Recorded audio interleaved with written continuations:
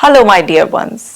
आज इस वीडियो में मैं बात करने वाली हूँ, अगर किसी को भी घबराहट होती है, सांस तेजी से फूलता है, बहुत ज़्यादा डर लगता है और ऐसा लगता है कि बस अगले पल का भी भरोसा नहीं है, ऐसा कैसे हो जाता है? एक इंसान इस स्टेज पर कैसे पहुंच जाता है? मैं आपको एक केस का एग्जांपल देकर पूरा समझाऊंगी। ये एक लड़का और एक लड़की, दोनों ट्विन हैं। अब क्या हुआ कि जब ये छोटे थे तो इनके फादर के साथ साथ इनकी मदर भी जॉब पर जाते थे और दोनों दादा दादी के पास रहते थे बच्चे। अब दादा दादी के पास रहते थे तो दादाजी थे वो जरूरत से ज्यादा लाड करने वाले, और जो दादी थी वो बहुत ज्यादा स्ट्रिक्ट थी। अब कोई भी बच्चा शैतानी करेगा तो ऑफ कोर्स घर वाले थोड़ा बहुत तो उसे डांटेंगे ही ना। अब डांटेंगे तो पहले की जो लेडीज थी वो कई बार ऐसा भी बोल देती हैं कि इसकी माँ तो चल देती है और हम पर छोड़ जाते हैं, बच्चे बात नहीं मानते हैं, कल को कोई बात हो गई तो इसके माँ बाप हमें ही कह देंगे। नॉर्मल सी बात है, ऐसे तो हमने भी कभी कभार अपनी दादी से सुना है या घर में इस तरह से दादियाँ बोल देती हैं। अब क्या हुआ कि ये जो दोनों बहन भाई हैं, इनमें से जो लड़का है वो जब भी उसकी दादी ऐसे बोलती थी तो हमेशा बहुत ही ज्यादा एकदम से गुस्से से भर जाता था, उसे नेचुरली एकदम से गुस्सा आता था और बोलता था कि दादी हर समय बड़बड़ करती रहती है, हर समय इसको काम करने का है, कभी मम्मी को कहती है कभी मुझे कहती है। इस तरीके से वो ऐसे उस घटना को जो दादी उसके लिए कहती थी वो इस तरह से अपने माइंड में सेट करता था। वहीं पर जो उसकी बहन थी उसकी आदत बड़ी हंसने मुस्कुराने की थी और वो उस बात को ऐसा मानो कि एक कान से सुना और दूसरे कान से निकाल दिया। इस तरीके से वो उसे ध्यान नहीं देती थी और अपना खेल बेल में लग जाती थी। तो जब भी कोई छोटी बड़ी बात होती थी, जैसे मान लीजिए दादी ने उसको टाइम पर खाना नहीं दिया या फिर थोड़ा सा किसी और बात से डांट दिया कुछ भी, तो वो हमेशा नेगेटिवली अपनी दादी की बात को लेता था और जब उसके मम्मी पापा आ जाते थे तो डेली अपने मम्मी पापा से शिकायत भी करता था। तो कई बार उसके मम्मी पापा से समझा देते थे, कई बार उस वजह से फैमिली में थोड़ा सा एटमॉस्फेयर बिगड़ जाता था। लेकिन वहीं पर सेम ही सिचुएशन में वो जो उसकी ट्विन सिस्टर थी उस पर कोई फर्क नहीं पड़ता था, बल्कि उसको फैमिली वाले भी बोलते थे ये तो बिल्कुल चिकना घड़ा है, इस पे किसी चीज का फर्क नहीं पड़ता, ये तो हंसती मुस्कुराती मस्त मौला लड़की है। तो अब यहाँ तक ये धीरे धीरे धीरे चल रहा था, उस बच्चे के अंदर अपनी दादी के लिए थोड़ी सी नफरत पनपनी शुरू हो गई और वो अपनी दादी के लिए बहुत ज्यादा जो अंदर उसकी नफरत और जो चिढ़ थी, अब उसने दादी की बजाय एक रिप्लेस कर दिया वर्ड बुढ़िया, कि बुढ़िया वाला ऐसे करके। अब किसी को आप बुढ़िया कहते हो, इस तरीके के ऊंची टोन में बोलते हो तो डेफिनेटली क्या होता है, आप वहां पर आर्ग्यूमेंट वाली स्टेट में भी आ जाते हो, डिसरिस्पेक्ट भी करते हो, फिर आपको छोटी छोटी बातें भी ना बहुत ज्यादा बुरी लगने लग जाती हैं। तो वही उस बच्चे के साथ 7-8 साल के बच्चे के साथ अनजाने में हो रहा था। उसे पता नहीं चल रहा था कि वो धीरे धीरे अपने अंदर नफरत का, गुस्से का जहर भर रहा है और जो बाद में जाकर उसको बहुत ज्यादा परेशानी करेगा। वहीं पर उसकी बहन बिल्कुल मस्त मौला रहती थी, वो बिल्कुल। एक दिन क्या हुआ जहां से उसको ये परेशानी ट्रिगर हुई, वो ये हुआ कि उसकी दादी ने उसकी एक शैतानी पर उसको 2-3 थप्पड़ जम दिए, मतलब उसको लगा दिया, अच्छी तरीके से पिटाई हो गई। अब वहां पर क्योंकि उस बच्चे के दिमाग में पहले ही दादी का वर्ड रिप्लेस होकर बुढ़िया हो गया था और वो दादी के प्रति नफरत और गुस्सा पाल रखा था, तो उसने दादी को दे दिया धक्का। अब दादी को दे दिया धक्का तो दादी की हो गई हड्डी क्रैक। अब वो फ्रैक्चर हो गया उनके, तो डेफिनेटली ये तो घर में बवाल जैसी कंडीशन हो गई। तो उसके मम्मी पापा ने भी उसको थप्पड़ वप्पड़ लगाए, पिटा वो बच्चा। उसने अपने आप को फिर से ये कि ये बुढ़िया ही मेरी सारी प्रॉब्लम का कारण है और ये हर समय बड़बड़ करती रहती है और अब देखो इसकी वजह से मेरे मम्मी पापा भी मुझे पीटने लग गए हैं और मेरी पिटाई हो रही है इसकी वजह से, इसका तो कुछ इलाज बनाना पड़ेगा। अब ये जो सारी खुराफाती बातें थी उस बच्चे के मन में, वो कहाँ से आ रही थी? तो वो बच्चा शुरुआत से ही सीरियल्स इसी तरीके के देखता था जिसमें अटैकिंग मोड में रहते हैं, फाइट, लड़ाई झगड़ा, इस तरीके से देखता था। तो उस बच्चे की साइकोलॉजी इसी तरीके से धीरे धीरे कि अगर अपनी मर्जी की बात ना हो तो जो है ना लड़ो, जो भी कुछ आपको अपनी मर्जी का काम नहीं करने देता या आपको कुछ भी परेशान करे तो उसका एक ही इलाज है कि उसको निपटा दो। वो इस तरीके के कुछ एक्शंस, प्रोग्राम्स, सीरियल्स वगैरह बच्चा देखता था। अब छोटे बच्चे के टीवी प्रोग्राम्स पर अगर आप नजर ना रखें तो फिर उसके माइंड में वो जो भी कुछ देख देख के भर रहा है वो सेट होना शुरू हो जाता है और फिर वो उसने घर वालों पे अप्लाई किया तो वो धीरे धीरे धीरे धीरे उसके मन में बढ़ जाएगा। अब क्या वो नाराजगी दादी से के साथ साथ मम्मी पापा से भी अटैच हो गई कि मम्मी पापा ने भी मार दिया, और सारा का सारा जिम्मा किस पे था, वो दादी पे था जिम्मा, कि उनकी वजह से ऐसा हुआ। सेम ही कंडीशन चल रही थी उसकी ट्विन सिस्टर, बिल्कुल नॉर्मल मस्त वाला, बल्कि वो बोलती भी थी बीच में कि नहीं दादी की गलती नहीं है, दादी तो सही कहती है, ये है वो है, ये ही ज़्यादा शैतानी करता है। लेकिन वो सबसे ही चिढ़ता था और धीरे धीरे उसने अपनी बहन को भी तंग करना शुरू कर दिया। अब यहाँ पर बहन को भी तंग करना शुरू कर दिया उसने। तो एक दिन जब एक्सट्रीम में केस हुआ कि वो अपनी बहन से इतना ज़्यादा खिलसने लगा थोड़ा टाइम बाद कि उसने अपनी बहन को छेड़ना शुरू कर दिया। बात बड़ी दुखद सी है, लेकिन फैमिली में ही रियल ब्रदर जब चाइल्ड अब्यूज़ मतलब एक सेक्सुअल अब्यूज़ करने लग जाए अपनी रियल सिस्टर को, तो ये बहुत ज़्यादा पेनफुल किसी भी इंसान के लिए या परिवार के लिए हो सकता है। तो वहीं पर उसने उसको अपनी सिस्टर को सेक्सुअली हैरेस करना स्टार्ट कर दिया। मतलब वो उसकी बहन भी उसकी दुश्मन बन गई। अब वो बहन जो है ना, जो किसी से नहीं डरती थी, हंसती मुस्कुराती रहती थी, अब उसने सहमना शुरू कर दिया, क्योंकि ऑलरेडी वो इतना लड़ाई झगड़ा घर में देख रही थी, अपने भाई की हालत देख रही थी। तो शुरुआत में उसने कुछ ऐसा खास बताया नहीं, और वो कुछ टाइम तक ऐसे ही चलता रहा, और वो लड़का धीरे धीरे बड़ा होकर और एग्रेसिव डोमिनेंट इस तरीके से हो गया। अब जब उसको गलत आदत पड़ गई, तो उस गलत आदत में क्या हुआ कि उसके स्कूल में भी उसका लड़ाई झगड़ा कंप्लेंट्स और ये सब आने लग गए हैं। तो उसने हद तब पार कर दी जब वो अपने साथ बैग में नुकीले चीज़ें जैसे कील या घर में जो भी कुछ पेचकस इस तरीके की छोटी चीज़ें मिलती थी वो छुपाकर अपने बैग में ले जाने लगा। और तब तक ये सब हरकतों का इसका लेवल बड़ा था, तो वो 8th क्लास में आ चुका था। 8th क्लास का बच्चा काफ़ी समझदार होता है। और उसने एक दिन अपने ही स्कूल के एक बच्चे के बहुत ज़्यादा कील घुसा दी, पूरा वो बच्चा खूनम खून हो गया, वो बात ज़्यादा बढ़ गई और ज़्यादा ये सब हुआ। तो घर में उसके पापा ने उसकी बेल्ट से काफ़ी पिटाई कर दी। अब बेल्ट से पिटाई करने का मतलब है कि पापा के लिए बहुत ज़्यादा और भी ज़्यादा गुस्सा बढ़ जाना। अब जब और भी ज़्यादा गुस्सा बढ़ जाना, तो जो उसके अंदर कुछ कुछ सप्रेस्ड होगा पहले से ही कि मुझ पे ध्यान नहीं देते हैं, दोनों जॉब पर चले जाते हैं, इस दादी पर जिसको वो बुढ़िया कहता था उस पर छोड़ जाते हैं, ये है वो है, करके उसने उगलना शुरू किया। और उसने उस दिन अपने फादर को भी पुश कर दिया, और मतलब पूरा का पूरा जैसे ना एक्शन मोड में आ जाना कि अभी मुझे कोई हिट कर कर दिखाए, अभी मैं नहीं छोड़ूंगा, बिल्कुल इस तरीके से ये आ गया। बात और ज़्यादा बढ़ गई क्योंकि बच्चा अभी 8th क्लास में था। पिताजी ने और ज़्यादा पिटाई कर दी। मतलब घर में किसी ने संभालने की नहीं सोची कि बच्चे में क्यों डेवलप हो रहा है, और उसकी बहुत ज़्यादा पिटाई कर दी। अब उसकी जो उस दिन पिटाई करी, वो इतनी हद से ज़्यादा पिटाई कर दी कि उस बच्चे के मन में डर बैठ गया उस पिटाई से। कहाँ तो वो एकदम एग्रेसिव होकर आ रहा था, एकदम से रिबेलियस वे में पूरा का पूरा कन्फ्रंट करने के लिए तैयार था, कहाँ हद से ज़्यादा पिटाई होने पर जैसे एकदम से गेम चेंज हो गया लास्ट मोमेंट पे। तो उस दिन उसकी इतनी ज्यादा पिटाई करती उसके फादर ने कि उसके मन में डर बैठ गया। मतलब उसका कपड़ों में ही बाथरूम निकल गया, थर थर कांपने लगा और ये सब होने लगा।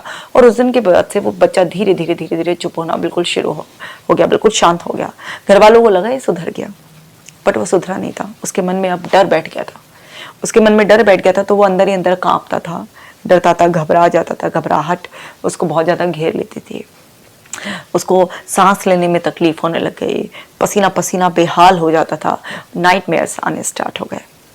ये सब कुछ मैंने आपको इसलिए डिटेल में बताया ताकि आपको एक बार फिर से रिमाइंड हो जाए ये बात कि हम बचपन से लेकर अब तक जैसे भी एनवायरनमेंट में रहते हैं, जो भी देखते हैं, जो भी करते हैं, जो भी अपने आप से कहते हैं, जो भी सुनते हैं, जिस तरीके की भी नेगेटिविटी हम अपने अंदर पालते हैं, वो सब तिल तिल तिल तिल कर कर हमारे अंदर या तो हमें स्ट्रांग बना रही होती है या हमें खोखला कर रही होती है। तो आप अगर खुद अब एनफ मैच्योर है, अपने इश्यूज के लिए अवेयर हैं, तो आपको अपने अंदर की क्लेंजिंग करनी ही पड़ेगी। आपको समझना पड़ेगा कि जो आपके अंदर अनप्लेजेंट एक्सपीरियंसेस, सप्रेस्ड इमोशंस, अंदर के जो भी कुछ पेनफुल ऐसा पड़ा हुआ है उसे रिलीज करना पड़ेगा कंप्लीट फ्रीडम के लिए। अगर आप पेरेंट हैं तो आपको अपने बच्चों की परवरिश में बहुत ज़्यादा केयरफुल होना पड़ेगा, और आपको बच्चों को राइट टाइम पर उनको समझते हुए संभालना पड़ेगा। तो यहाँ पर जो इम्पोर्टेंट बात है वो क्या है कि जब भी कोई बच्चा या बड़ा कुछ भी अपने आप को नेगेटिव एक्सप्लेन करता है और कुछ नेगेटिव इंटेंस इमोशन अंदर पाल लेता है, तो उसका बिहेवियर खराब होने लग जाता है, उसकी अंडरस्टैंडिंग बिगड़ जाती है, और वहां पर धीरे धीरे धीरे धीरे वो अपने आप को एक ऐसी सफरिंग की तरफ धक्का दे रहा होता है जहाँ से कई बार लौटना बहुत मुश्किल सा लगता है। तो जब कई साल बीत गए, वो बच्चा जो एकदम से पहले भड़क जाता था और इस तरीके से शैतानियां करता था, वो बच्चा एकदम साइलेंट हो गया। घर वालों को लगा कि इस पिटाई का असर हो गया, बस अब तो सुधर गया ये, लेकिन वो सुधरा नहीं था। उसके मन में इस कदर बेतहाशा डर बैठ गया था कि जिसकी वजह से उसने अपनी बदमाशियां और वो सब करना बंद कर बल्कि और ज़्यादा दबाव महसूस किया। तो वो करते करते करते करते जब वो बच्चा 12th क्लास तक पहुंचा तो उसकी हालत बहुत ज़्यादा बिगड़ चुकी थी। रात को कई बार बिस्तर में बाथरूम निकल जाना या फिर नाइट में से उसको आना, इस तरीके की प्रॉब्लम हो रही थी, घबराहट बनी रहती थी। अब वो बच्चा कुछ भी नेगेटिवली अपने आप से नहीं कहता था, लेकिन उसको ऑटोमेटिक हो रहा था, क्योंकि जब वो इस तरीके से रहता था तो सबको लगा ही सुधर गया है, तो कोई इस पर कुछ खास ज़्यादा ध्यान नहीं देता था। और कुछ नाराज़गी परिवार में चलती रहती थी, तो उसने खाया खाया, नहीं खाया नहीं खाया, जो करा कर लिया, उस तरीके से वो माहौल जाता। उसके अंदर अंदर इतने इम्बैलेंस आ गए कि उसको एक एंग्जाइटी सी, एक घबराहट सी बनी रहती थी। सांस लेने में कभी तकलीफ होना, जरा सी बातों पर डर लग जाना और लूज मोशन लग जाना, कभी वॉशरूम जाना, ये सब कुछ उस बच्चे के साथ लगातार होता है। अब वो पढ़ाई में धीरे धीरे जैसा एक एवरेज चल रहा था बस वैसे ही चलता रहा, कभी इम्प्रूव नहीं करा। तो उसका भी कहीं ना कहीं एक प्रेशर फैमिली पर रहता था। तो अब क्या हुआ कि 12th में ऑल ऑफ ए सडन एक दिन, जब ये केस मेरे पास आया उससे कुछ दिनों पहले की घटना ये हुई कि 12th क्लास में वो था और उसके रूम का दरवाज़ा खुल ही नहीं रहा था। मतलब घर वाले नॉक कर रहे थे कि खोलो खोलो खोलो। जब वो बहुत देर तक दरवाज़ा नहीं खुला तो घर वाले डर गए कि आज ये क्या बात है। जब वो तोड़ वोड़ के अंदर गए तो पता चला कि वो एक बेहोश सी अधमरी सी हालत में पड़ा हुआ था। उसने कोई अटेम्प्ट ऐसा नहीं किया था कि जिसमें वो अपनी ज़िंदगी से कंप्लीटली निराश होकर कुछ गलत करने वाला था, नहीं। बस उसका शरीर इस तरीके से हो गया था कि बिल्कुल अधमरा सा, उसे इतनी घबराहट और डर लग रहा था कि वो उठने लायक भी नहीं था। उसके कानों में आवाज़ आ रही थी कि कोई खटखटा रहा है, बाहर से आवाज़ आ रही है, मम्मी घबरा के रो रही है, चिल्ला रही है, लेकिन उसमें इतनी हिम्मत नहीं थी कि वो उठकर दरवाज़ा खोल सके। इतनी बुरी हालत थी उसकी। तो घर वाले डेफिनेटली घबराए, डॉक्टर के लेके गए।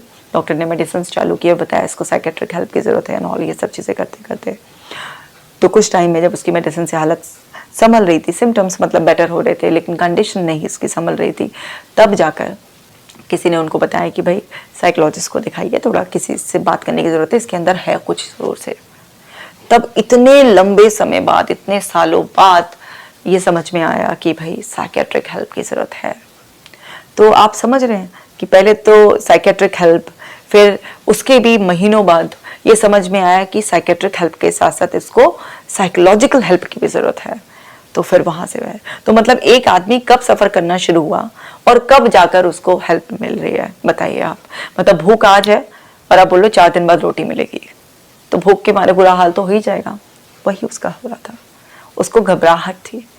तो अब बात करते हैं कि अगर किसी की ऐसी बुरी कंडीशन हो जाए तो क्या साइकोलॉजिकल हेल्प एकदम मैजिक है कि एकदम से हो जाएगा?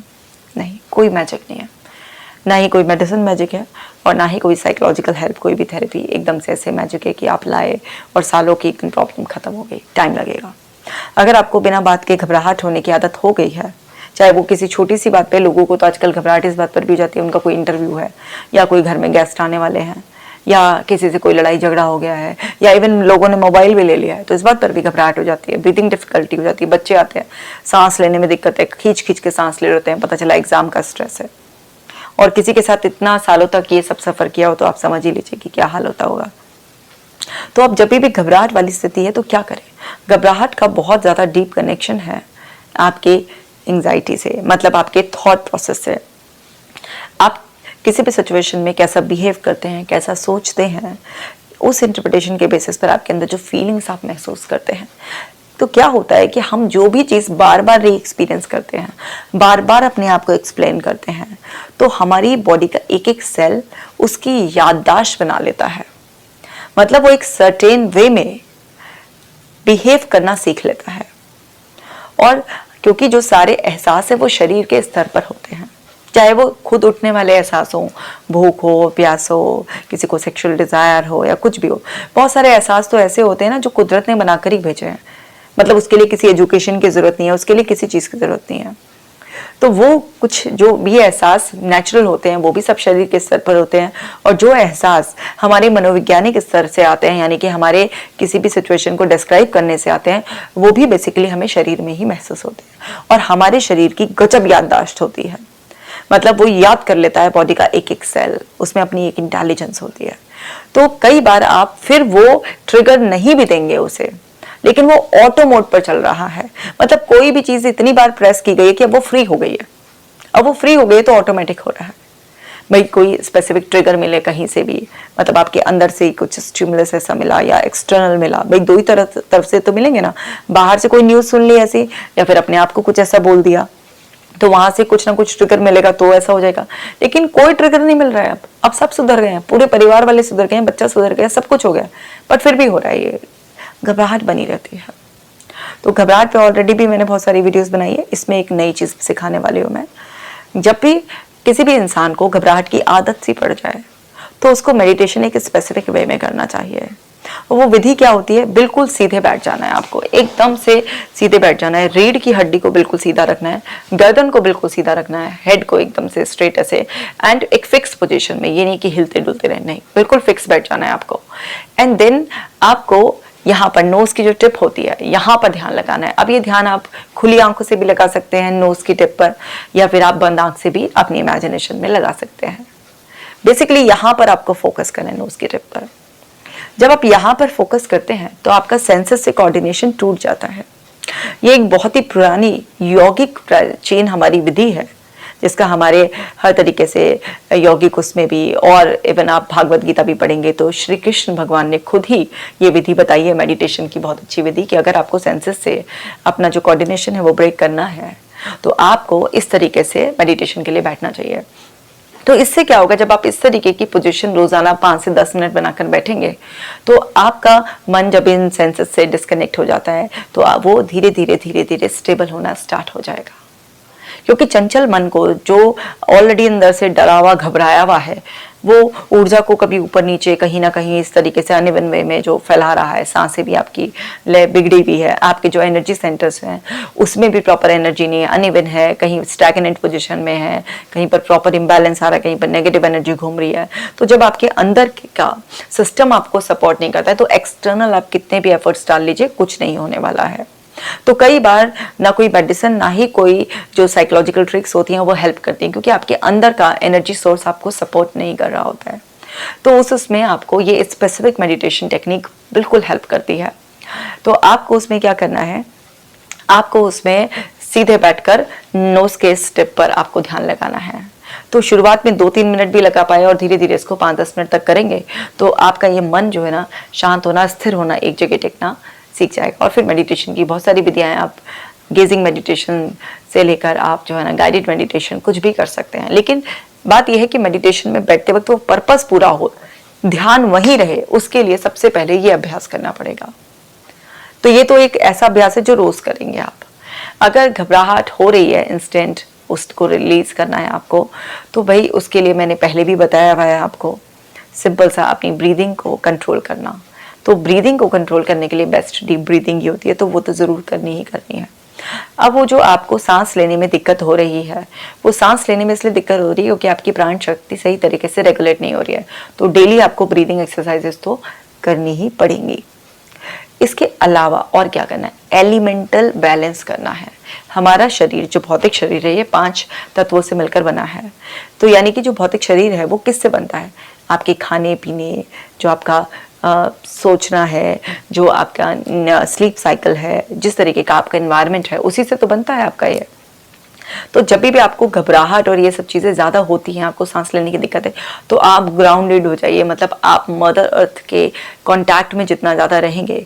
ये जो मेडिटेशन विधि भी है, जो मैंने आपको बताया कि नोज़ के टिप पर आपको फोकस करना है, अगर ये भी आप घास पर बैठकर करेंगे तो इसका इफेक्ट 100 गुना बढ़ जाएगा। और जितना ज़्यादा आप नेचर में टाइम स्पेंड करेंगे, अगर किसी को अपनी घबराहट, शॉर्टनेस ऑफ ब्रेथ से, इस तरीके के जो भी उसको नाइटमेयर्स और इनसिक्योरिटी फील हो रही है, बिना बात के इस तरीके का पैनिक सी कंडीशन बनी हुई है, यानी कि उसका जो एनर्जी सेंटर, जो हमारा रूट चक्र है, वो इम्बैलेंस हो गया है, तो उसके लिए उसको जो है ना घास पर ज़मीन में बैठकर ये वाली विद्या ज़रूर करनी चाहिए। इससे बहुत ज़्यादा फ़ायदा होता है। दूसरा, जितना गार्डनिंग एक्टिविटीज़ में है, जितना ज़्यादा आप नेचर में, सन में, पेड़ पौधों के पास बेसिकली जितना ज़्यादा समय बिताओगे, ज़मीन पर बैठकर जितना खाना खाओगे, जितना मतलब अपने हाथों का इस्तेमाल करोगे, कि आप खाना भी अगर चम्मच की बजाय, कांटे की बजाय हाथ से खाओगे। अब ये बातें आपको ऐसे लगेंगी आज के ज़माने में ये सब चीज़ें, यही चीज़ें एक्चुअल में काम करती हैं। ये नेचुरल क्योर है और यही इफेक्टिव है। तो आपको ये छोटे छोटे से चेंजेस जब आप करेंगे तो आप देखेंगे कि आपको बड़ा अच्छा महसूस होना शुरू हो जाएगा। क्योंकि आप अपने लिए एक एनवायरनमेंट चेंज कर रहे हैं। एक्सटर्नल एनवायरनमेंट से आपके अंदर बहुत सारे पॉजिटिव चेंजेस आते हैं। फिर जब आप एक्सटर्नल एनवायरनमेंट की हेल्प ले लेंगे और अपने आप को इस तरीके से सराउंडेड करेंगे पॉजिटिव एनवायरनमेंट से, पॉजिटिविटी से, तो फिर आपके अंदर का जो सिस्टम है भी आपको सपोर्ट नहीं कर रहा है, उसमें आप एक्सटर्नल ट्रिगर से ऊर्जा भेज रहे हैं। फिर जब एक सफिशिएंट लेवल की ऊर्जा आ जाएगी तो फिर आप अपने थॉट्स लेवल पर जो काम करना है, थॉट्स को चैलेंज करना है, अंडरस्टैंड करना है, अपने आप को फॉरगिव करना है, कुछ लोगों के लिए नेगेटिव इमोशंस जो पाल रखे हैं उसे रिलीज करना है, वो सब काम स्टार्ट कर देंगे। तो फिर आपको वो जो आप अपनी सेल्फ हेल्प करना चाह रहे हैं इंटरनेट, यूट्यूब से या फिर किसी थेरेपिस्ट के सहारे, वो भी या फैमिली मेंबर के सहारे, वो सब भी आपके लिए काम करना शुरू कर देंगी। कई बार क्या होता है कि बहुत सारी ज्ञान की बातें हमें पता होती हैं, हमारे पास सारी फैसिलिटीज होती है, लेकिन हमारे अंदर का एनर्जी सिस्टम हमें सपोर्ट नहीं कर रहा है, तो वहां पर वो चीज आपके लिए काम नहीं कर रही होती है। मैं अपने अगले वीडियो में ज़रूर बताऊंगी कि किस तरीके से आप अपनी एनर्जी बॉडी को हील कर कर अपने डिप्रेशन हो या एंजाइटी हो या ओसीडी हो, कोई भी panic condition, specific fear phobia से, वो एनर्जी के सेंटर्स हमारी बॉडी में कहाँ कहाँ होते हैं और सिर्फ एनर्जी को बैलेंस कर कर आप अपनी प्रॉब्लम से कैसे आसानी से छुटकारा पा सकते हैं। डेफिनेटली मैं अपने नेक्स्ट वीडियो में ज़रूर हर एक चक्रा के लिए एक सेपरेट वीडियो, और वो चक्र से जो रिलेटेड साइकोलॉजिकल प्रॉब्लम है वो कैसे जादू की तरह ठीक हो जाती है अगर आपने समय रहते ध्यान दे लिया, और अगर आपने बहुत समय निकाल दिया है तो फिर भी ठीक होगी, लेकिन वो मैजिक चलने में थोड़ा सा टाइम लगेगा। तो मैं ज़रूर बताऊंगी। आज इस वीडियो में मैं इतना ही बता रही हूँ। उम्मीद करती हूँ कि इस वीडियो को भी आप अवेयरनेस स्प्रेड करने के लिए लोगों के साथ शेयर करेंगे। एक बात हमेशा याद रखिए, बिना दवाई के ठीक होना बहुत ही आसान है। आई रिपीट, बिना दवाई के ठीक होना बहुत बहुत आसान है। इस बात को अपने दिमाग में बिठा लीजिए, बस थोड़े से एफर्ट्स करने पड़ते हैं। और मेरे मिशन से ज़रूर जुड़िए, क्योंकि मुझे आपकी मदद की ज़रूरत है। इतने लोग सफ़र कर रहे हैं, मैं कितना भी चाह लूँ लेकिन मैं अकेले सबकी मदद नहीं कर पाऊंगी। आपका एक शेयर और चैनल से जुड़े रहना, आप मेरे मिशन में साथ देंगे इस तरह से, और मुझे आपके साथ की बहुत ज़्यादा ज़रूरत है, क्योंकि मैं चाहती हूँ कि घर बैठे ही लोग अपनी छोटी बड़ी किसी भी तरीके की अगर उनकी मनोवैज्ञानिक समस्याएं हैं तो उसे सुलझाकर अपना जीवन खुशहाली से जिएं। और कमेंट करके मुझे ज़रूर बताइएगा कि आपको ये वीडियो कैसा लगा। किसी और टॉपिक पर भी जाते हैं तो ज़रूर लिखिएगा।